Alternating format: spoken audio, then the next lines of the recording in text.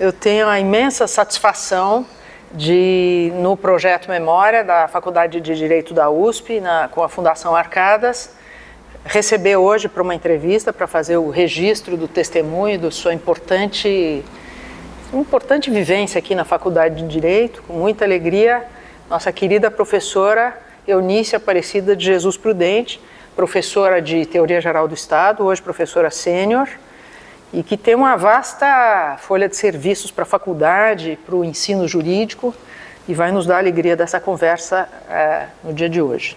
Professora, seja muito bem-vinda, uma alegria estar aqui com a senhora. Pois não, Maria Paula, muito obrigada, eu estou muito contente e emocionada, até conversei com a Maria Paula para que ela não me trate como senhora, não é? Me trate aí com toda a naturalidade que a nossa amizade permite, porque eu conheço a Maria Paula desde, acho que, da adolescência. Verdade, verdade. Não é? E tenho por ela muito carinho, fiquei muito contente em saber que ela ia ser a entrevistadora aqui. Muito obrigada, professora, sempre muito gentil. Então, eu acho que quem nos assiste quer saber da sua chegada, como é que foi sua vida de estudante, como é que foi sua chegada na faculdade, os primeiros tempos, nos dá tanto a sua vista pessoal como o contexto, como é que era a faculdade naquele período. Era um período difícil, né? Porque ainda vivíamos o contexto de uma ditadura militar. Então, as relações aqui na Faculdade de Direito eram muito tumultuadas por agentes do próprio governo, né? Passamos por essa fase. E quem eram os nossos heróis? Eram justamente as lideranças estudantis, algumas vinham de liderança de movimentos de trabalhadores também, eram justamente as lideranças que enfrentavam, né, o despotismo, né, do governo militar. A primeira vez que eu passei no Largo São Francisco foi com as minhas tias, íamos a uma reunião da Teologia da Libertação, minhas tias eram da Juventude Operária Católica, passamos aqui no Largo para ir à Igreja São Francisco e havia uma comoção, uma manifestação pública de alunos. E ainda disse para as minhas tias, nossa, eles não têm medo da polícia, do governo militar? E aí elas foram me esclarecendo, né? Se não, né, nós ainda podemos ter algumas reuniões, nós nos manifestamos justamente, né, porque há essas lideranças que enfrentam realidade. Então, o ensino, né, era muito influenciado, é lógico, né, por estas situações. Mas eu fui também servidora da Universidade de São Paulo. Eu fui secretária do Departamento de Direito Civil e me lembro do professor Dalmo Dallari chegando no departamento e me dizendo, olha, tem uma vaga no Departamento de Direito do Estado. Aí eu corri aí a diretoria e tal e disse que preferiria, se era possível, ser transferida para o Departamento de Direito do Estado. Então, eu fui professora do Departamento de Direito do Estado, mas antes, durante 14 anos, eu fui secretária do Departamento de Direito do Estado. Em que ano foi isso, professora? Que ano foi seu ingresso? Pois não. O ingresso na docência é 1985, como professora contratada, né? Mas antes disso, 85, aí no final da década de 70 é que eu prestei o concurso para ser escriturária da Universidade de São Paulo. E aí fui secretária no Instituto Oceanográfico, né, na oceanografia biológica, que para mim tudo era muito interessante, pela idade e pelo novo ambiente que eu estava sendo inserida. Depois, né, com a transferência do Instituto Oceanográfico enquanto servidora da universidade para a Faculdade de Direito foi muito importante, porque eu trabalhava de dia, eu sempre fui do curso noturno. Eu trabalhava durante o dia e estudava no curso noturno. Estava vendo ali a lista, não é? Ali dos professores que foram diretores da Faculdade de Direito. O professor Braz Arruda é o ex-diretor, né, da Faculdade de Direito, e houve quem contestasse, e ele foi muito firme, né? Então, já há décadas já havia o curso noturno quando, né, eu ingressei. E foi muito importante, porque a minha origem é de uma família de trabalhadores. Meu pai metalúrgico, minha mãe tecelã. E eles já se conheceram na Juventude Operária Católica. Então, eles sempre foram sindicalizados. Essa questão tão grave na nossa sociedade de democracia racial, que é um mito, etc., na minha casa nunca existiu. Essas questões sempre foram muito discutidas, né? Porque meus pais eram pessoas esclarecidas quanto à importância do trabalhador nessa relação social do trabalho, etc. Deixa eu perguntar, e como é que foi a escolha pelo direito? Por que a senhora foi fazer o direito? Por que você foi fazer direito? Eu acho que sou talvez a última geração das escolas públicas de qualidade, porque infelizmente, né, foi a ditadura que exigiu, né, que fosse aplicado o método McUsaid, imposto pelos Estados Unidos da América a todos os governos da América Latina, aqui da América do Sul, e esse método prejudicou muito a escola pública brasileira.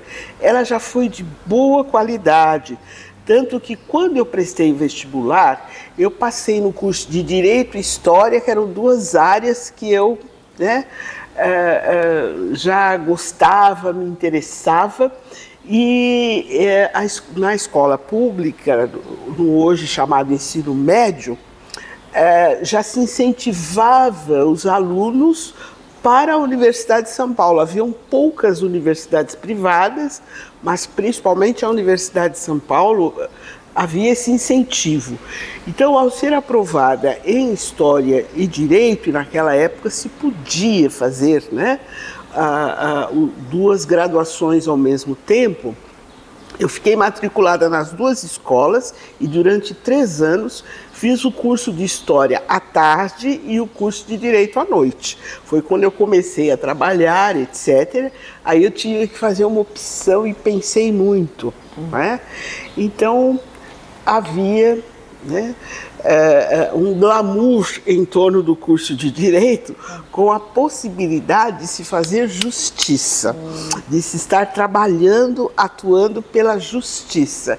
Então isso me animou muito pelo curso de Direito. E também o fato de eu ter conhecido também aqui na Faculdade de Direito, logo no primeiro ano do curso, o professor Dalmo de Abreu Dallari. O senhor, seu pai, me incentivou muito, né, a prosseguir nos estudos, me animou muito para os estudos de um direito público, estrito sensu, principalmente uma teoria que fosse crítica política de direitos humanos. Que bom, isso nos dá, acho que a oportunidade de falar, e para quem nos assiste, conhecer um pouco melhor essa trajetória, porque hoje é mais ou menos natural entender o movimento negro, sim, entender a crítica à democracia racial, sim, mas eu acho que no momento em que você ingressou, nós estávamos em pleno vigor da ideia da democracia racial. Era outro movimento negro. Eu estou lembrando, os alunos estão lendo agora um artigo importante que você publicou na revista da Faculdade de Direito em 88, sobre o negro no direito brasileiro. Sim. E mostrando isso, como é que ali não se fala exatamente que a democracia racial é um mito, mas acho que contestando essa ideia. Há muitos mitos, um deles. E a justiça, ela dizia, não tem racismo no Brasil. Então eu queria ouvir a sua trajetória, o antes e o depois, né? Hoje uma figura consagrada, Mas quando você entrou era minoria e nada disso era natural. Como é que foi essa passagem? Os movimentos negros, né, têm uma história que eu tenho buscado conversar sempre com os alunos, que advém sempre de uma luta, que foram as insurreições de formação de quilombos, isso foi quase 400 anos. Mas e depois, né? Então, para essa família negra cidadã, né, já é quase século XX, o que nós vamos ter é um movimento negro bastante ativo e voltado para a luta contra a discriminação no mercado de trabalho. Então, já na minha dissertação de mestrado, sob orientação do professor Dallari lá, nos finais da década de 80 do século XX, já me deparei com uma legislação imigratória manifestamente racista, né?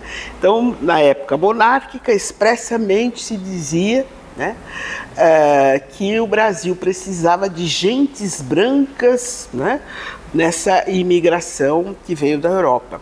Depois, né, já na época da República, nós vamos ver, na época da política, né, do Getúlio Vargas, também na política imigratória, a exigência de que esse imigrante tivesse uma ascendência europeia, né? Então, o direito brasileiro já foi manifestamente racista. E o movimento negro teve que conviver e enfrentar tudo isso, mas ele também mudou, ele também cresceu. Os movimentos sociais cresceram muito. A minha tia paterna, Ana Florência Romão, hoje dá nome a uma escola municipal, uma escola pública municipal na zona leste de São Paulo, na Vila Eutália, porque ela foi presidente nacional da Juventude Operária Católica. Viajou por alguns países, sobretudo da Europa, discutindo, né, a doutrina social da igreja e a importância, claro, do trabalhador, etc. Então, nós, pela minha idade, né, nós fomos educados buscando imitar uma pequena burguesia branca ou aquilo que se considerava bom para, né, as famílias e a sociedade, né? Então, valores pequenos burgueses estavam muito presentes nas famílias negras, sobretudo em cidades como São Paulo, né, Jundiaí, que era a cidade da minha mãe, né, e algumas grandes cidades aí importantes e tal. Mas tivemos uma espécie de inimigo comum que foi a ditadura militar. Os movimentos sociais cresceram e se desenvolveram quando se uniram para organizar passeatas, para escrever manifesto, para amplíssimas discussões, né, contra a ditadura. E aí todos cresceram. O movimento negro também cresceu. Não que antes o movimento negro não fosse integrado, por exemplo, por socialistas, como Correia Leite, temos a obra, né? Aí fala o companheiro Correia Leite, essa obra contra a saga desse socialista, né, negro, um trabalhador e tal. Não que antes não houvesse um ou outro, mas o movimento negro enfrentou e começou a criticar o movimento, né, o sistema socioeconômico capitalista após essas, né, atuações conjuntas e muitas reuniões com os demais movimentos sociais. Os movimentos dos trabalhadores, por exemplo, não discutiam questão de gênero e nem a discriminação racial, porque seguindo, né, uma determinada linha ideológica, dizia-se que esses movimentos iriam dividir os trabalhadores. Então, né, isso meus pais sempre relatavam, sim, que não podia discutir qualquer outro assunto, etc. O movimento das mulheres não era exatamente feminista, porque praticamente colocava as mulheres contra os homens e etc. Então todos cresceram muito, ampliaram uma visão social a partir desses encontros, né, para discutir governo, etc.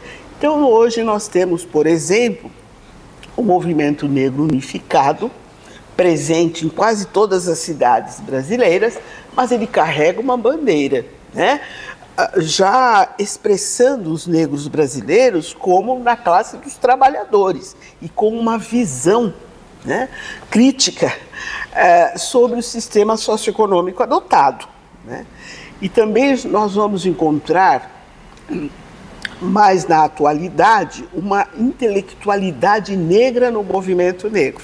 Então não é uma intelectualidade que vai ter um comportamento diferenciado, não. Ele se integra no movimento social e discute todas as questões, né? Agora eu vou puxar um pouco a história pessoal e a faculdade daquele período. É comum quem passa pela faculdade mantém algumas amizades, né? Amizades muitas antigas do tempo da graduação. No seu caso, isso aconteceu? Aconteceu sim, eu sou da turma de 72, já fizemos 50 anos de formados, mas, né, temos periodicamente encontros. Hoje usamos o WhatsApp para essas comunicações, mas mesmo antes, a minha turma de 72 era uma turma assim unida, né? E também como outras turmas que passaram aqui pela Faculdade de Direito, também nos reunimos para reformas necessárias das classes, das salas de aula e outras aqui, né? A sua turma reformou alguma sala? Sua turma reformou? Que eu saiba, é justamente a sala Luiz Gama. Ah, que maravilha. Então, que tá em reforma agora, né? Está terminando, né? Que ótimo. Vai terminar agora em novembro. Então, e outras turmas reformaram, cuidaram de outras salas e espaços aqui da Faculdade de Direito. E daí nós temos a Associação dos Antigos Alunos. A Faculdade de Direito não tem ex-alunos, tem antigos alunos, isso mesmo. Se faz muita questão de dizer, e eu me sinto muito integrada, né? E com saudades, né, do Antônio Gouveia, presidente do Centro Acadêmico, muito ativo na minha época, que já faleceu, né? Mas temos o Roberto Maluf, que encontrei no conselho da Fundação Padre Anchieta. Roberto Maluf era um dos heróis da minha juventude, porque presidente do Centro Acadêmico 11 de Agosto.